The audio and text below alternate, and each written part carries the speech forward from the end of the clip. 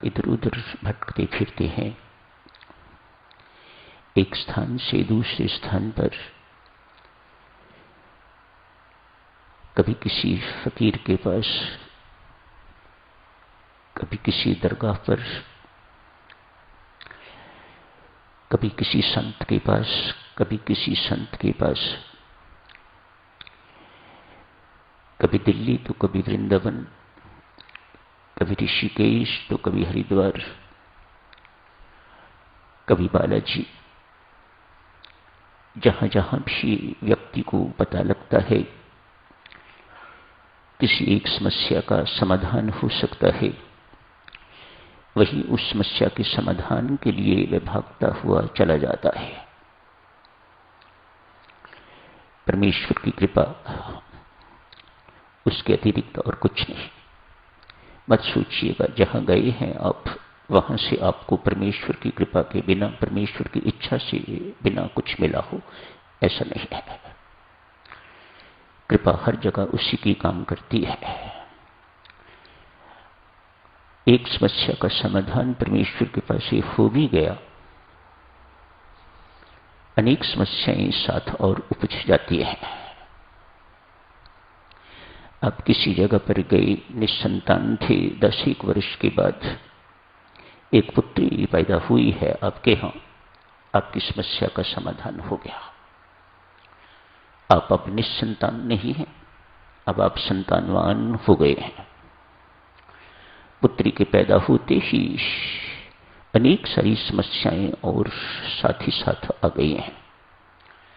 इसका अर्थ साधकजनों इतना ही समझने योग्य है, कोई ऐसा व्यक्ति इस संसार में दिखाई नहीं देता जो अंत समय तक अपनी समस्याओं का अंत कर सका हो। आपके भी अनुभव की चीज है, सबके अनुभव की चीज है। इसके बावजूद भी आदमी अपनी सारी की सारी जिंदगी, जितना भी जीवन है, वह इसी में झोंक देता है।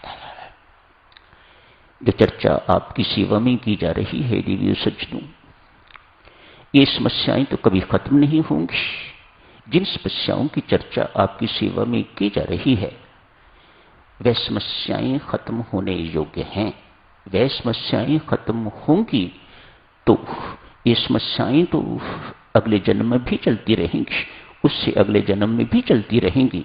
लेकिन यदि ये समस्याएं, जिन्हें विकार कहा जाता है, ईर्ष्या, द्वेष, अभिमान, काम, क्रोध इत्यादि कहा जाता है, यदि ये समस्याएं आप खत्म कर लेते हैं तो आप बाजी मार गए, आपका पुनर्जन्म नहीं होगा। इन समस्याओं पर ध्यान दीजिएगा। मेहरबानी करके, मेरा छोटा मुंह है, बड़ी बात आपसे अर्ज कर रहा हूं। इन समस्याओं के समाधान के लिए दत्चित होजिएगा, कमर कस लीजिएगा। इन समस्याओं से हमें रहित होना है और इसी जन्म में होना है। ये कर सकते हैं आप। उन समस्याओं का समाधान एक जन्म में संभव नहीं है, लेकिन इस समस्या का, ये जो महानतम समस्या है, इस समस्या का समाधान एक जन्म में हो सकता है यदि आप ठीक दिशा में चलते रहते हैं। गुरु के निर्देश के अनुसार, सत्संगति के लाभ से कोई साधकजनों इन बातों के लिए तो कभी किसी ने पूछा ही नहीं है। इन बातों की ऐसा लगता है कि ये किसी की समस्या है ही नहीं है, या किसी को ये समस्या लगती ही नहीं है।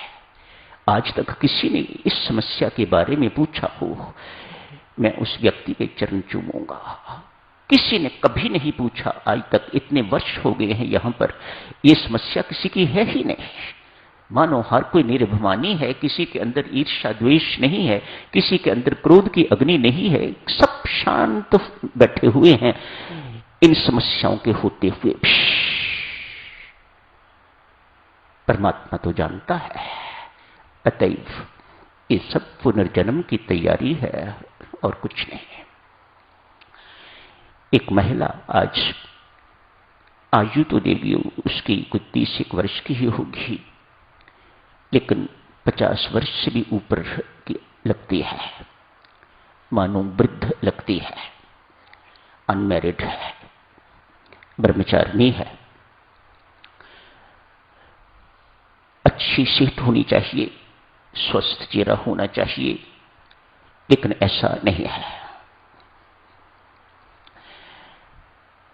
बहुत देर से, कई वर्षों से नींद नहीं आ रही, व्यवहार में चिड़चिड़ापन आ गया हुआ है, तनाव भरा चेहरा है, झुलसा हुआ चेहरा, पीला चेहरा है, धसी हुई आंखें हैं। चूंकि नींद नहीं आती, इसलिए नर्वस वीकनेस की भी शिकार हो गई हुई है।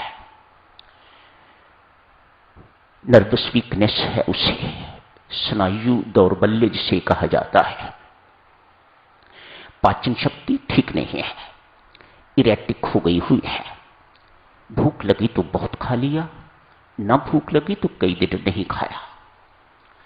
स्वयं भी परेशान है, घर वाले भी बहुत परेशान हैं।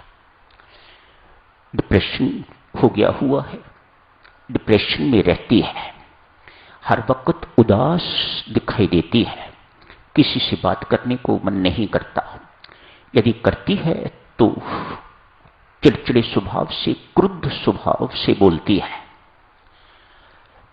राम राम जपने वाली है, लेकिन मन नहीं लगता, ध्यान में मन नहीं टिकता। हर प्रकार के इलाज करवा लिए हैं, कोई एलोपैथ नहीं छोड़ा, कोई होम्योपैथ नहीं छोड़ा, कोई आयुर्वेदिक डॉक्टर नहीं छोड़ा, कोई पीर फकीर नहीं छोड़े। टोटे टूने टोटके जो करते हैं, तंत्र मंत्र करने वाले जो लोग हैं, उनसे भी कंसल्ट किया गया है, किसी से कोई फायदा नहीं हुआ। बेचारी ने एक दो बार आत्महत्या की भी कोशिश की है, मरी नहीं। मरी नहीं तो इस बात की भी निराशा है उसे, मानो कुछ मन में इस प्रकार का है, जो वह चाहती है होना चाहिए था वह हुआ नहीं है। इस बोझ को अपनी जिंदगी का बोझ बना के तो वह बैठी हुई है।